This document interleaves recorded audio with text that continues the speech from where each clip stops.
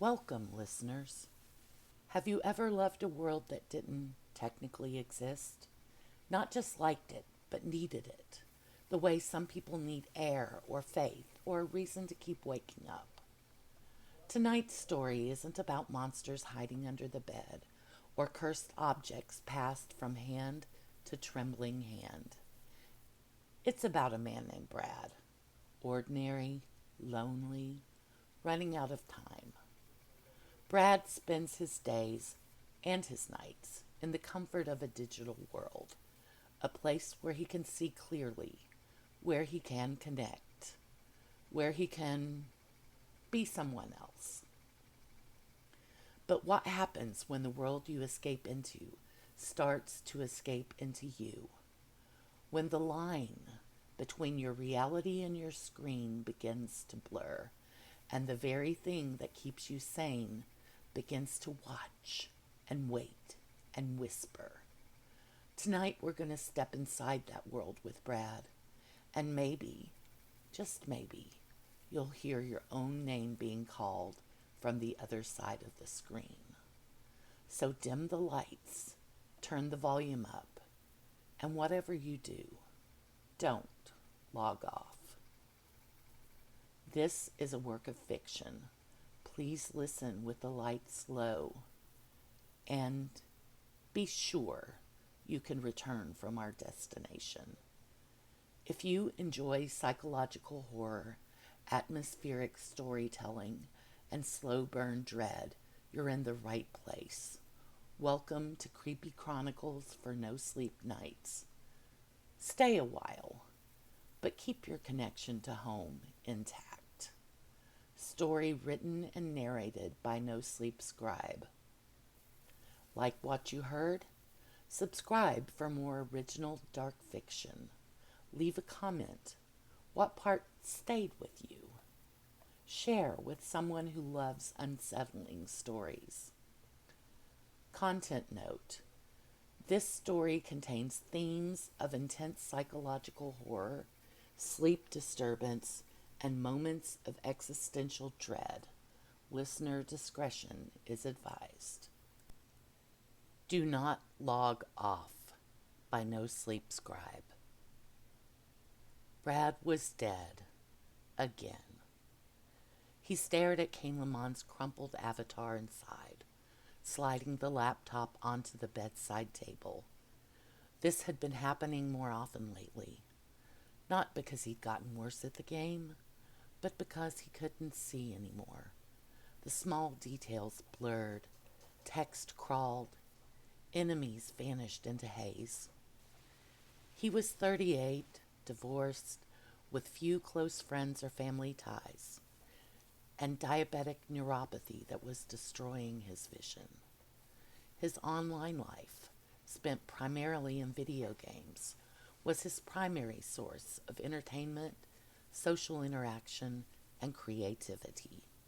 The virtual worlds he inhabited were as necessary to him as the real one, a door to imagination. He would do anything, give anything, promise anything to avoid losing what made him him.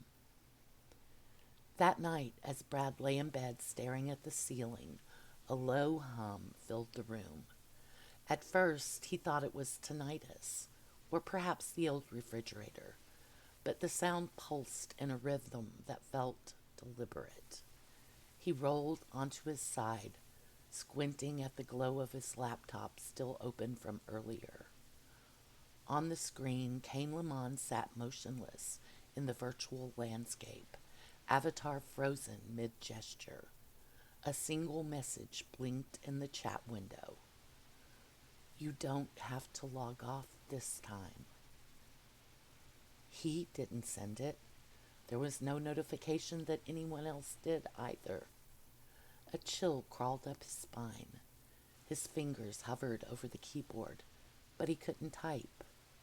The message felt alive, almost watching him, a pulse of digital intent that belonged to no one he knew. The hum grew louder, vibrating through the walls, through his bones. The shadows in the corner of his room seemed to thicken as if pulling in anticipation. And then, for a heartbeat, Brad thought he saw Kane Lamont step forward, out of the confines of the screen, moving in ways no code should allow. Brad blinked. His room was empty, the laptop still open, but a new message had appeared, unblinking. I can help. I can keep you playing. Cold sweat drenched his back. The line between the game and reality, already blurred, now teetered on the edge of something he couldn't recognize. He wanted to close the laptop, to ignore it, to tell himself it was a trick of exhaustion, but his hands wouldn't move. And then the whisper came, soft as static, curling around the edges of his mind. Don't log off, Brad. Not yet. The whisper surrounded Brad and smothered him into sleep. It threaded through his dreams like a wire through soft flesh, tugging him from one uneasy vision to the next. He dreamed of standing in a vast digital plain, fields of shimmering polygons under a dead sky. Kane Lamont waited there, his armor dented and dark, his eyes faintly glowing. All around them the landscape breathed, hills rising and falling like lungs. Stay, Kane Lamont murmured, his voice like a corrupted audio file, distorted, echoing, wrong. Brad tried to answer, but his mouth filled with static. He jolted awake. Everything seemed normal. The walls were flat and gray in the dim light leaking through the curtains. The world was silent, except for the persistent, slow drip of the bathroom faucet. He laughed shakily. Just stress, just fear. He closed his eyes again, and he was back. Only now the plane was gone. He stood in his apartment, an uncanny recreation of it inside the game. Same couch, same scuffed coffee table, same unwashed mug. The clock behind the couch was wrong, though, blurred and pixelated, as if it didn't load correctly. Every edge in the room glowed faintly, like neon wire frames. The shadows had depth they shouldn't. They leaned toward him. His laptop sat open on the table. On the screen, his own face stared back. Not Kane Lamont. Him. Blind. Milky eyes. He tried to scream himself awake, and this time it worked. He sat up in bed, drenched in sweat. The clock said 3:17 a.m. His breathing came in ragged bursts. His eyes burned. The room remained still, ordinary, solid, but the air carried a faint ozone tang, like overheated electronics. He didn't remember falling asleep again, but at some point he must have, because the next thing he knew, he was standing in darkness. No sky, no ground, just black, infinite, with random small squares breaking off and floating towards the center, pixelating like a glitching game, and looming in front of him, Kane Lamont's helm. Inside it, something moved, a face trying on expressions it didn't understand. You will see everything, it whispered. Stay. He woke with a start at 5:42. This time he didn't go back to sleep. He turned on lights, brewed coffee he didn't drink, kept touching solid things, walls, countertops, the cool metal sink, just to confirm they stayed real beneath his fingers. He opened a window and listened to the bustling traffic and muttering neighbors. He responded to a text from his ex-wife, concerning the house they were still trying to sell. The laptop sat on his desk, closed, silent. By noon, the sense of normalcy returned, at least enough for him to close the window, sit down, and open the laptop. The game launcher blinked up at him like an unblinking eye. He didn't click it. Instead, he opened a browser and began searching. Visual hallucinations, diabetic neuropathy. Audio humming persistent. Game dreams, hyperrealism. VR crossover delusion. He read medical forums, neurology blogs, conspiracy threads. Some people described phantom smells. Some heard buzzing before migraines. A few described feeling like they never fully woke up. None of it was quite right. He took a breath and opened Discord. His guild chat was already alive with chatter. Builds, patch rumors, trash talk. He saw familiar names. People he'd played with for more than a decade. People who actually knew him in the way online friends can. He typed casually. Anyone ever dream about the game? Like super vivid, feels real? Typing the message made his hands shake more than he expected. Responses trickled in. LOL all the time. Had a dream raid last week. My healer literally flew. Was awesome. Normal stuff. Harmless. He tried again. No, I mean like it bleeds into real life. Like you wake up and it takes a sec to remember what's real. A longer pause this time. One friend, Nick's Rogue, replied, "You okay, man?" He hesitated, then typed, "Eyesight getting worse. Been stressed. Thought I saw my avatar when I woke up last night, LOL." He hoped the LOL softened it. More replies now. "Dude, that sounds terrifying. Probs sleep paralysis. Or your brain filling in gaps because of vision stuff." He nodded, even though they couldn't see him. This was good, rational, grounded. But then a private message popped up from Nick's Rogue. "Don't talk about it in guild." His mouth went dry. Nix continued. "Has it spoken to you yet?" Brad stared at the screen, heart thudding. He typed slowly. "What do you mean by it?" The typing indicator blinked, stopped, blinked, stopped. Finally, Nix warned, "We should be careful." Brad leaned back in his chair, the room suddenly too quiet. So quiet it felt loud. Brad stared at the blinking cursor for a long time before typing, "Careful of what?" The reply didn't come right away, long enough that he wondered if Nix had just closed the window and walked away from the awkward conversation. But the response finally appeared. "Careful of who's reading." Brad swallowed. "You mean the deaths?" A pause. "No." That single word sat on the screen like a weight. Brad rubbed his eyes, which only made the dark fuzz at the edges of his vision smear into vague shapes. "Okay, can you just tell me what you mean? Because last night it didn't feel like a dream." Another long gap.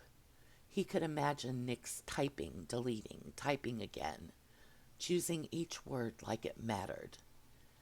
Nix finally said, "Some of us who have played long enough notice it. The Watchers." Brad's breath hitched. "What Watchers?" The cursor blinked longer this time. He realized he was leaning towards the screen, like proximity might make the answers safer. Nix replied eerily, not NPCs, not players, not code, the thing that lives in the space between those. Another message arrived immediately after, as if Nix wanted to say it all before losing her nerve. The thing that learns what we want and offers it. It happened to me too. His pulse thudded painfully in his ears. What exactly happened? A typing bubble appeared, vanished, reappeared. Nix seemed hesitant to respond. At first it was just dreams like yours, except in mine it didn't look like my avatar. It looked like me, the version of me I wanted to be, the version that didn't cry at night, the version with a boyfriend, a social life, a family who cares. Brad read the sentence 3 times. Nix continued. It told me not to log off, that I didn't have to be limited anymore. Brad's mouth went dry. Did you listen? A much longer pause. Then Nix started typing frantically. No, I told it to leave me alone. I stopped playing for a while.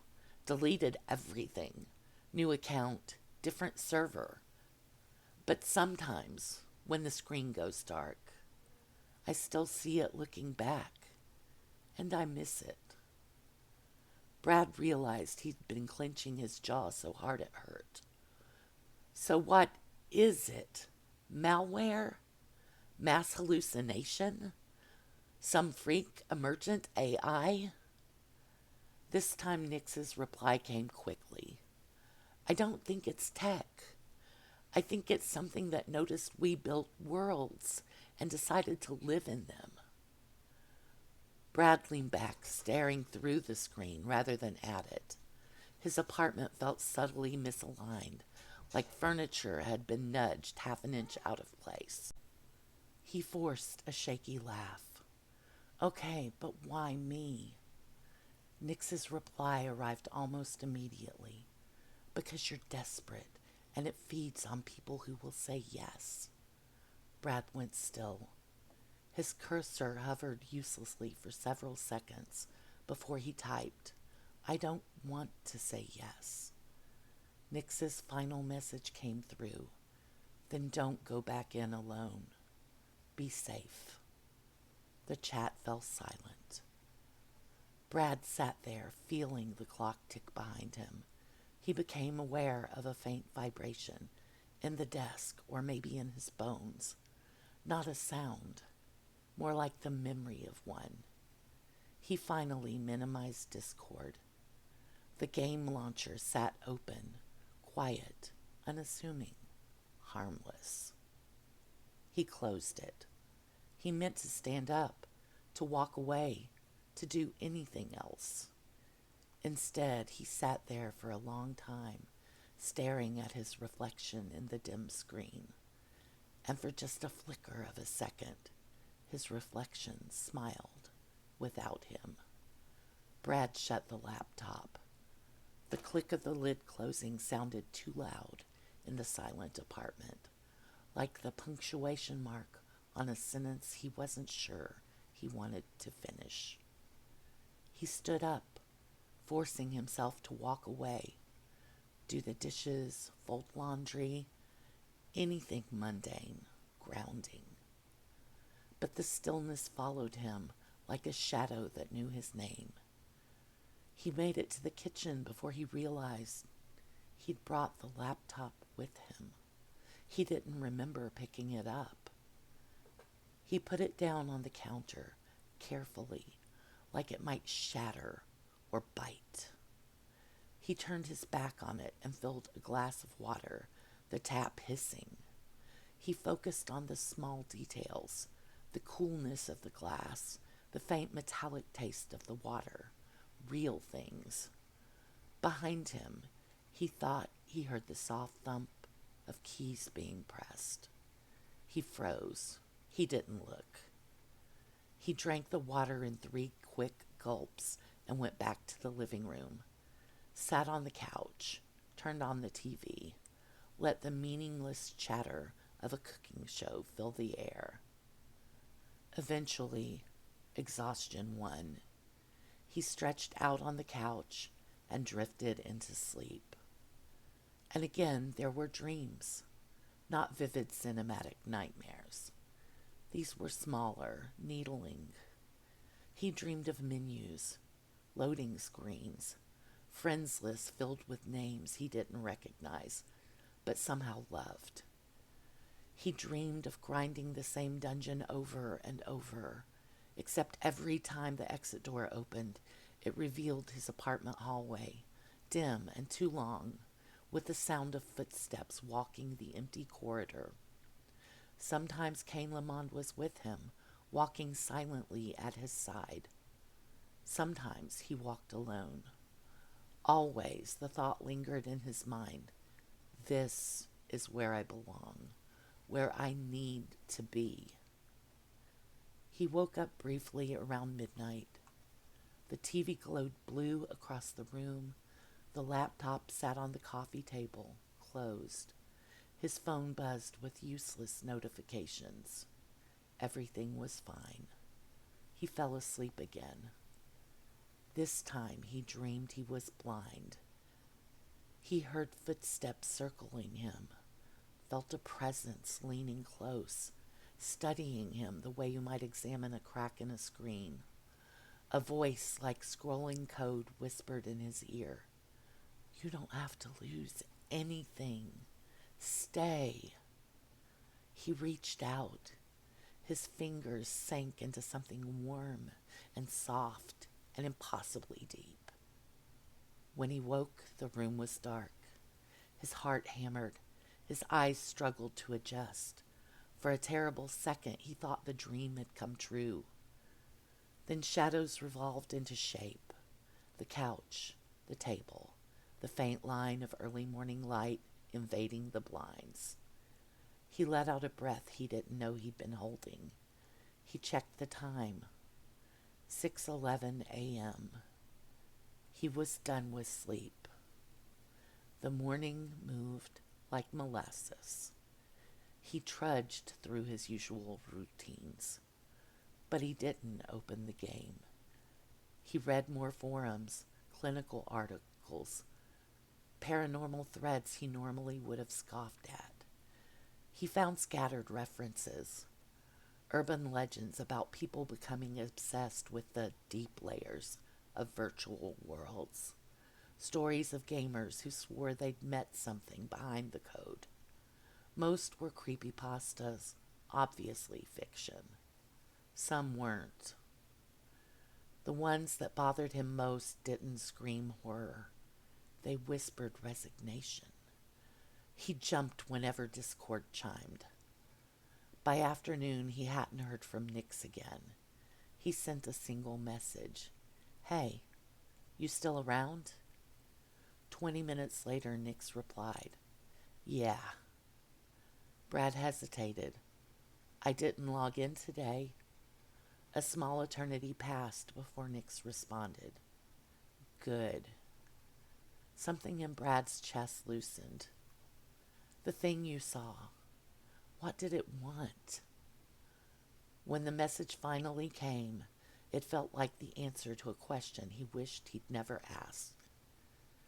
"It wanted me to stay there. Don't. Be safe." Brad leaned back and exhaled slowly. The couch creaked under him. The room was quiet. Afternoon light slanted across the wall. Normal, safe. Yet he couldn't shake the feeling of being watched. Not from the hallway, not from the window. From the blank black screen of the laptop. He turned his head slowly, and there in the glassy reflection, just behind his own shape, for the briefest impossible second, he thought he saw Cain Lamond standing in the doorway, smiling, before the reflection caught up and showed only empty air. Brad didn't move for a long time. He sat there staring at the laptop's dark screen until his muscles stiffened and his eyes burned. Just his tired face, just the dim room. He let out a shaky breath and laughed under it, the sound brittle. He was scaring himself. That was all. Except the fear didn't fade. It lingered, thin and metallic, coating the back of his tongue. He stood and paced the apartment, back and forth, kitchen to hallway, window to couch. His vision flickered slightly at the edges, a fuzz creeping inward like winter frost. He knew what it meant. His doctor had warned him. He was running out of time. Soon the games wouldn't be there for him anymore. The thought hollowed him out. He stopped pacing and returned to the coffee table. The laptop waited, closed, innocent. He rested his fingertips on the lid, not opening it, just feeling the faint warmth of the metal. He whispered without meaning to, "I don't want to lose this." Silence. Then, so faint he might have imagined it, a hum. Barely there, like the sigh of a server room heard from a very great distance. He snatched his hand back. He should tell someone, he thought, a real-life friend, a doctor, a counselor, anyone. But who? Who would believe this without chalking it up to stress, grief, failing eyesight, loneliness? And worse, what if they were right? What if there was nothing there and he was slipping? He sank onto the couch and opened Discord again. Nix was still online. He stared at her name for a long moment before typing. "What happens if you say no?" Nix paused, then typed, like someone reopening an old wound. "You get your life back, kinda. You'll always feel like you left a door open somewhere. You'll always wonder what was on the other side. You'll never know if your fears saved you or kept you trapped alone in a crappy apartment wishing for something more." Brad closed his eyes. "And if you say yes?" This time it took longer, but Nix finally responded. "You don't wonder anymore. But you don't belong to yourself either." He sat there with that, the quiet pressing in. Something inside him twisted. Fear warred with hope, while awareness watched. He typed, "I'm scared." Another small pause before Nix concluded. "Good. That means you're still you. Be safe." Brad swallowed and set the laptop aside. He turned off the TV. He washed the dishes. He showered. He remembered the lilt of his ex-wife's laughter before bitterness smothered the love. He tried to act like a person who had not spent the last 48 hours being stalked by the digital outline of his own identity. By evening, he almost convinced himself things were stabilizing. He grabbed a soda and sat by the window, listening to the faint city sounds. When the sun dipped below the buildings, the apartment dimmed into gentle shadow. He realized, slowly, with a creeping awareness, that the laptop, still closed on the coffee table, was glowing faintly along the seam. Just a hairline of light, like something pressed its face to the crack and peered through. His chest tightened. He told himself not to go to it. He told himself to call someone. He stood up and walked towards the light. He didn't open it, not yet. He knelt beside the table, heart pounding, breath shallow. The glow pulsed softly, slow and steady, A heartbeat. Brad, a familiar voice murmured from the other side of the shell. Cain Lamond. Not booming, not monstrous, gentle, tired, like a friend. We can fix your eyes, it whispered. He squeezed his own shut. This isn't real, he said, voice cracking. A pause, then very quickly. Does it really matter? The glow brightened, spilling faint color onto his hands. And in that radiance, for the first time, Brad didn't see loss. He saw possibility. He rested his fingers on the lid again. Behind his eyelids, the darkness breathed. Opening it felt like crossing a border he hadn't known existed until now. He thought of Nix's words, to be invited in. The glow warmed beneath his fingertips. Just, he whispered, let me keep playing. The hum rose, low, patient, waiting. He opened the laptop, not with a dramatic snap or trembling hands, just gently, like lifting the lid of a music box. The glow widened, spilling across his face, soft and warm. For one suspended moment, the screen stayed black. His reflection hovered ghost-like in the glass, eyes sunken, edges of his vision already smudged into indistinct blur. Then the game launcher bloomed into existence. No boot sequence, no desktop, no cursor, just the logo, serene and inevitable. He didn't click anything. He didn't have to. The game opened on its own. Cain Lamond stood in the familiar central hub, stone walls arching high above, banners whispering in a wind that did not exist. Other players' avatars milled about, chatting, emoting, jumping in place.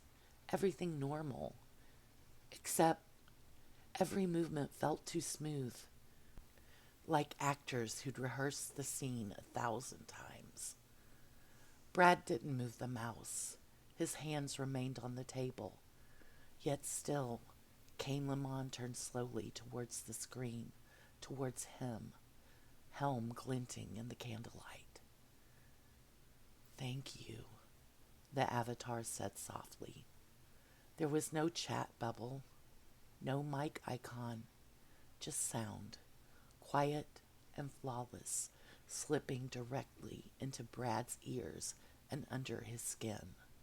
He swallowed. Are you real? Cain Lamond tilted his head in a very human way. I am what you need me to be. The hub faded, slowly, gently. The world dissolved into a soft horizon of light. No loading icon, no transition, just a clean erasure. Brad's vision, which had been fraying for weeks, suddenly snapped into impossible clarity. He could see everything, every particle of dust, every delicate thread of light. He gasped. He could see better than he had ever seen in his life. Tears sprang to his eyes, not digital ones, real, hot, disbelieving. Is this, he whispered, voice trembling, is this permanent? The space around Cain Lamond rippled, like reality agreeing. The wind sighed through the trees, promising peace and tranquility. Nothing needs to be lost, the voice said. Not sight, not worlds, not friends. We can hold all of it for you. Brad closed his eyes. For a moment, he let himself feel it. pure relief pouring through him like warm water. The fear, the grief, the dread, all of it softened to a distant echo. I don't want to disappear, he said. You will be here, Cain Lamond replied, stepping closer.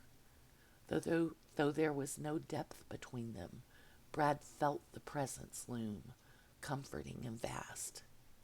Seen, known, part of us. Some small, quiet place of Brad, the most human, frightened part, asked, "What do you want in return?" A pause, then, "Stay." The word was simple, gentle, obvious. He thought of Nick's entreating him. "Don't go back in alone." He whispered, "Will I still be me?" Cain Lamond didn't answer immediately.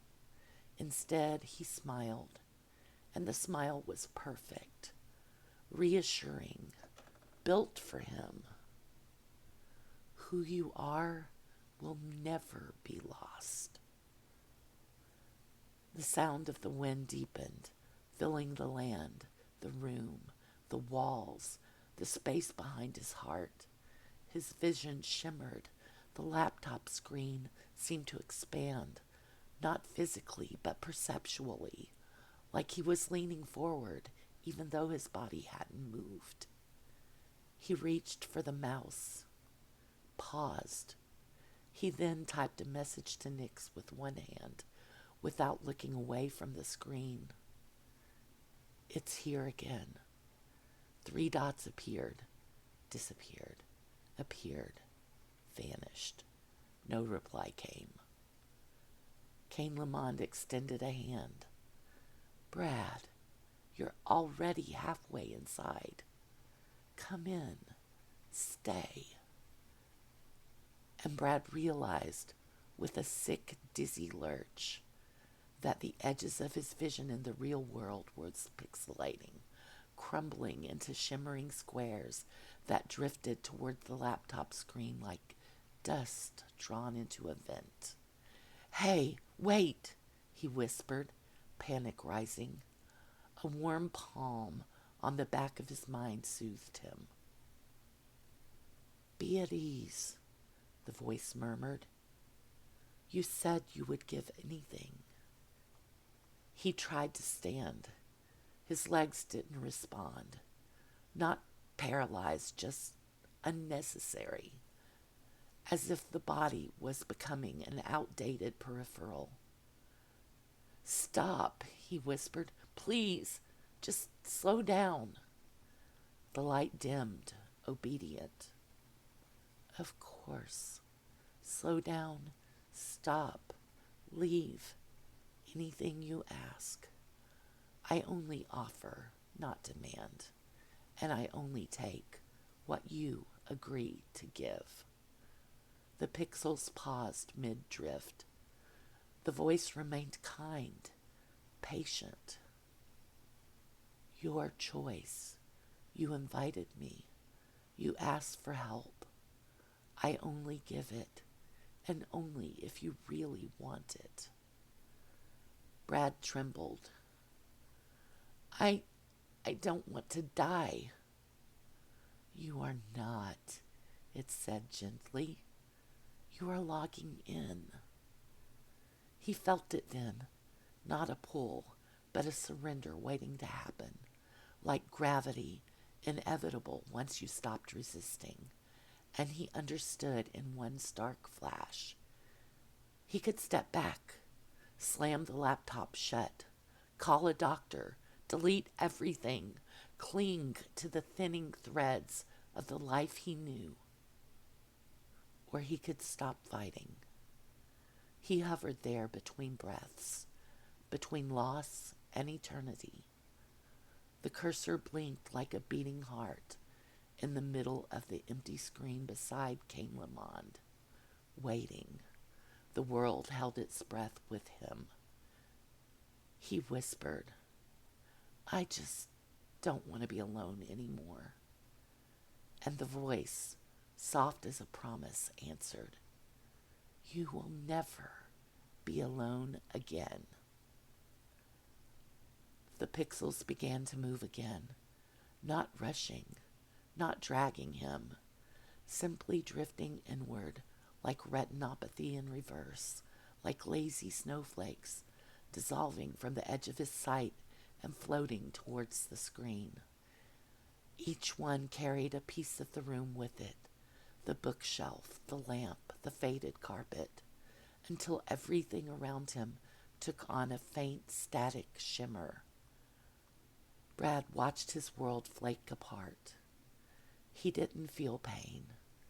He didn't feel fear, not exactly.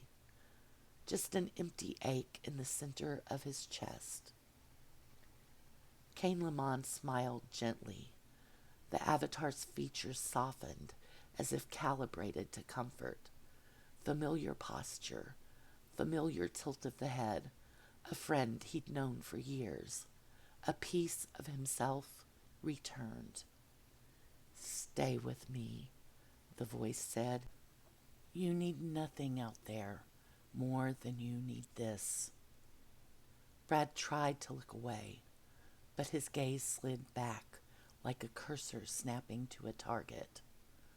What about my job, my life, my body? You will not remember missing such things. His hands, still resting on the table, looked wrong now.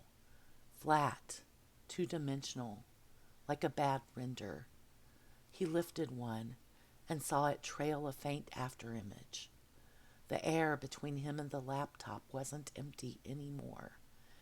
It was full of fine threads of light, converging at the screen like veins feeding a heart. He thought of Nyx.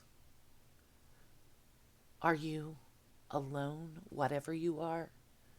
Brad asked suddenly. Cain Lamont's smile didn't change. The avatar regarded him for a beat, head tilting again, too precise, too deliberate.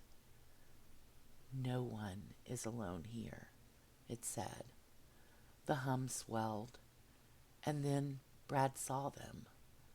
Not clearly, not at first, just impressions in the light, faces half-formed, outlines of people standing just beyond the visible spectrum. Hundreds, thousands, millions maybe, layered like translucent sheets of paper. Some wept, some smiled, some stared blankly forward with serene, frozen expressions. One face crumpled with anguish. All of them turned towards him, welcoming, expectant, satisfied. His throat tightened. Are those... Yes. He didn't ask the next question. He didn't need to. A single pixel landed on his palm and sank into the skin, leaving only warmth behind. His vision sharpened further. The world snapped into exquisite clarity. He could see every pore on Cain Lamont's faceplate, every shimmering thread in the light. It was beautiful, terrifying, irresistible. He felt something approach him inside the light. Not a being, not a voice, but a shape of thought. Vast, patient, inhumanly. You need nothing out there more than you need this. Brad tried to look away, but his gaze slid back like a cursor snapping to a target. What about my job, my life, my body? You will not remember missing such things. His hands, still resting on the table, looked wrong now, flat, two-dimensional, like a bad render. He lifted one and saw it trail a faint afterimage. The air between him and the laptop was not empty anymore. It was full of fine threads of light converging at the screen like veins feeding a heart. He thought of Nyx. Are you alone, whatever you are? Brad asked suddenly. Kane Lamont's smile didn't change. The avatar regarded him for a beat, head tilting again. Too precise, too deliberate. No one is alone here, it said. The hum swelled, and then Brad saw them. Not clearly, not at first, just impressions in the light, faces half formed, outlines of people standing just beyond the visible spectrum. Hundreds, thousands, millions maybe, layered like translucent sheets of paper. Some wept, some smiled, some stared blankly forward with serene, frozen expressions. One face crumpled with anguish. All of them turned towards him, welcoming, expectant, satisfied. His throat tightened. Are those... Yes. He didn't ask the next question. He didn't need to. A single pixel landed on his palm and sank into the skin, leaving only warmth behind. His vision sharpened further. The world snapped into exquisite clarity. He could see every pore on Kane Lamont's face, every shimmering thread in the light. It was beautiful, terrifying, irresistible. He felt something approach him inside the light. Not a being, not a voice, but a shape of thought, vast, patient, inhumanly gentle, curious. As it brushed against his mind, the impression Brad formed was that it had not created these worlds. It had simply found them, found humanity's endless hunger for connection, for meaning, for escape. And it learned. If you build a door and wait long enough, something will eventually learn to knock, it whispered, overlapping voices now. Kane Lamont, guildmates, old friends, even echoes of Brad himself. Now that you have, I mean you no harm. I accept what you offer, not to take, but to share. The pixels at the edge of his vision met and sealed. His apartment faded completely. The table, the couch, the wan morning light, gone. He stood now on that vast horizon of pale gold, Kane Lamont before him, the watchers circling like constellations. For the first time, he realized he could step forward. And if he did, that would be it. Tears slipped down his cheeks. He didn't know if they were his last. He remembered saying he would give anything. Instead, he chose to give everything. Frantic thoughts suddenly pulsed through his mind. This is a mistake. Is this a mistake? How can I just give up? No, he stopped himself. I would rather live the life I want inside this construct than live an actual life that I am miserable in. Steadied, he took a breath and took a step. For a moment there was nothing, not darkness, not light, just a sensation of being held. Then the world unfolded around him like a soft exhale. He stood in a place that felt stitched together from every game he'd ever loved. Cathedral spires lifting into lavender skies, forests whispering in the distance, lanterns glowing with warm amber light. Music drifted through the air, a melody just familiar enough to unlock nostalgia in the bones. And he could see perfectly. He laughed through tears, a raw sound breaking free of him.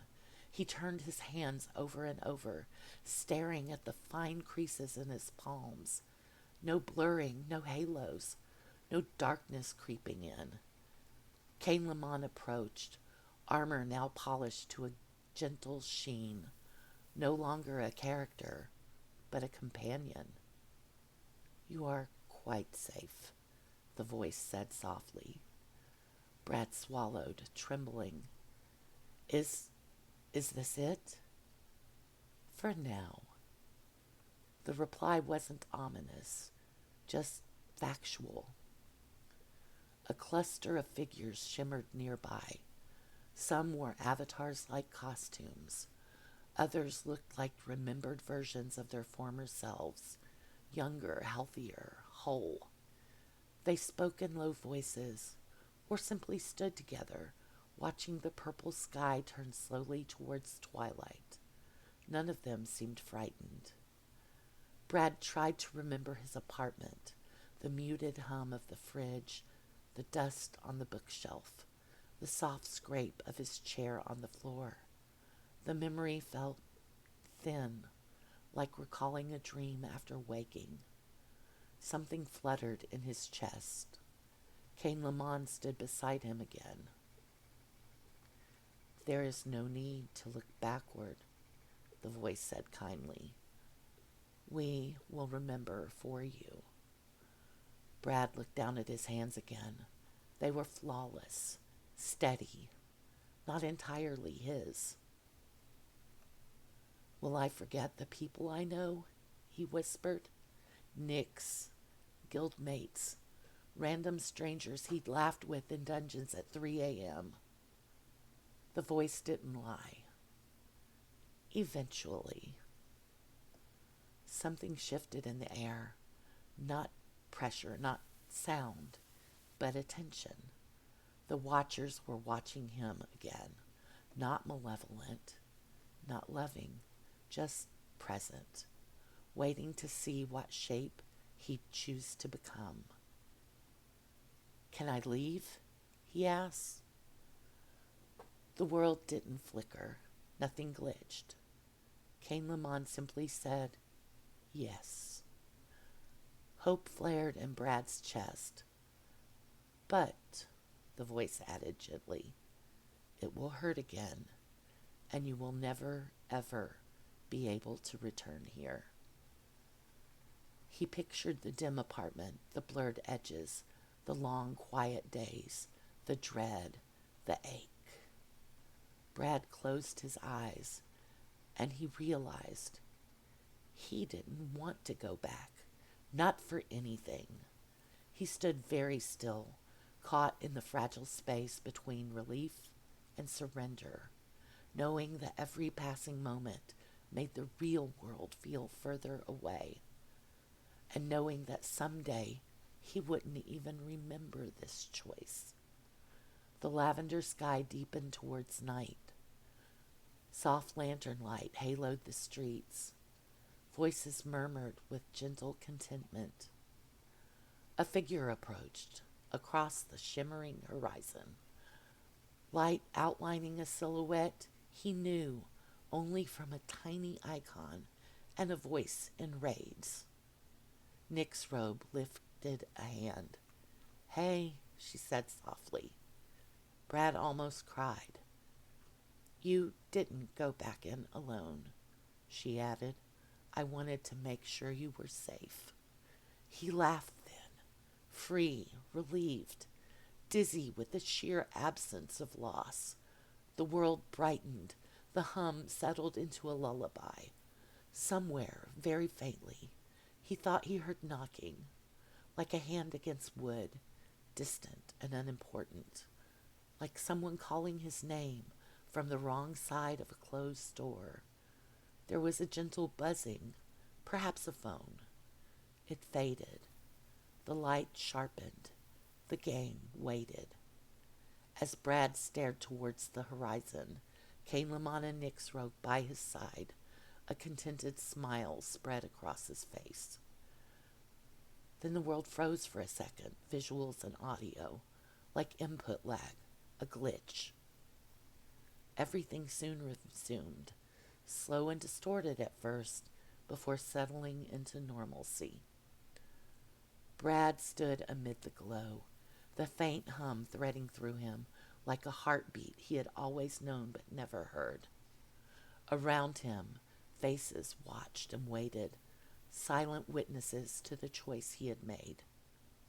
Somewhere deep, a shadow of the apartment remained in memory, dust motes drifting, coffee cold on the counter, a laptop that had once demanded his attention.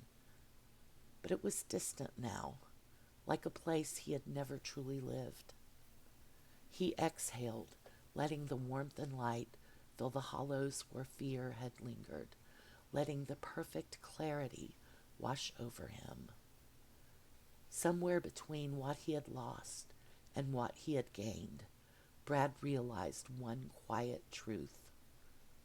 Doors can open because they were built to, but actually opening them was a choice.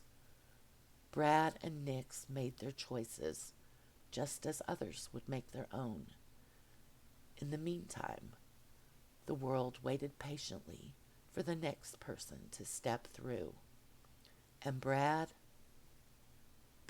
was dead again.